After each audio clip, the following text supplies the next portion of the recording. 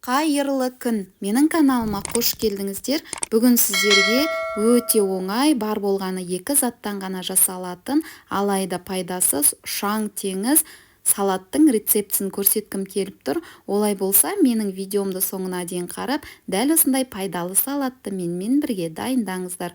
Ең алдымен теңіз қырыққабаты қажет, жарты бума шпинат, 2 бас сарымсақ, күнжіт майы, соя тұздығы, қызыл және қара бұрыш қажет болады.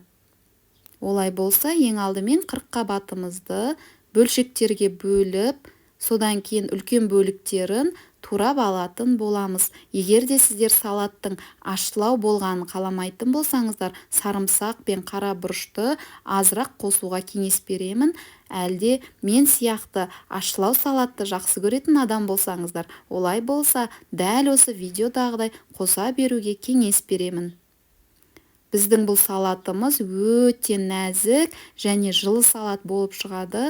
Ауызашарға дайындап көрсеңіздер болады. Өте пайдалы салат деп айтқым келеді. Турап алған барлық теңіз қырыққабатымызды дысымызға салып, қайнап тұрған ыстық суымызға аз ғана тұз салып, жақсылап араластырып, қырыққабатымызды 3 минут уақыт аралығында қайнатып алатын боламыз. 3 минут уақыт аралығынан асырмауға кеңес беремін. Сол кезде біздің қырыққабаттарымыз езіліп кетпейтін болады. Қырыққабаттарымызды судан шығарып алғаннан кейін бөлме температурасында суытуға қалдыратын боламыз. Келесі кезекте шпинаттарымызды турап аламыз.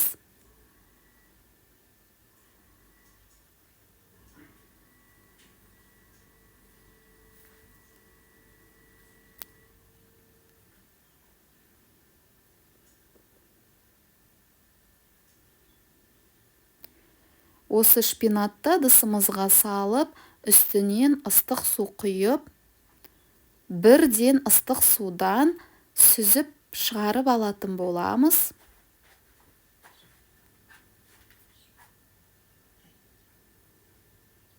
Дәл осылай суып тұрған қырыққабаттарымыздың қасына шпинатымызды салып аламыз. Келесі кезекте соус дайындайтын боламыз салатқа. 2 сарымсағымызды майда үккіштің көзінен өткізіп аламыз. Үстінен күнжіт майын, соя тұздығын және қызыл қара бұрыштарымызды салып, жақсылап араластырып аламыз.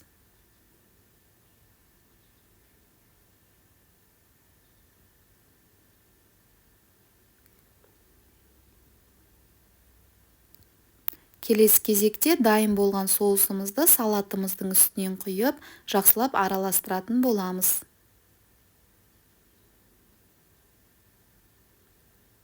Дәл осы салатты 15 минут уақыт аралығына қалдырамыз. 15 минут уақыт аралығы өткеннен кейін салатты дастарханға қойып ұсынуға болады. Өте пайдалы, жасалу жолы оңай, жасалатын салаттың рецептісін менің рецептім бойынша дайындап көруге кеңес беремін. Таныстарыңызбен, достарыңызбен осы видеомен бөлісе отырыңыздар. Менің каналыма тіркеліп, лайк басып, комментарийға жаза кеттіңіздер. Қоңырауша белгісін басып қойуды ұмытпаңыздар. Сіздермен бірге болған Мақпал Ерболатқызы.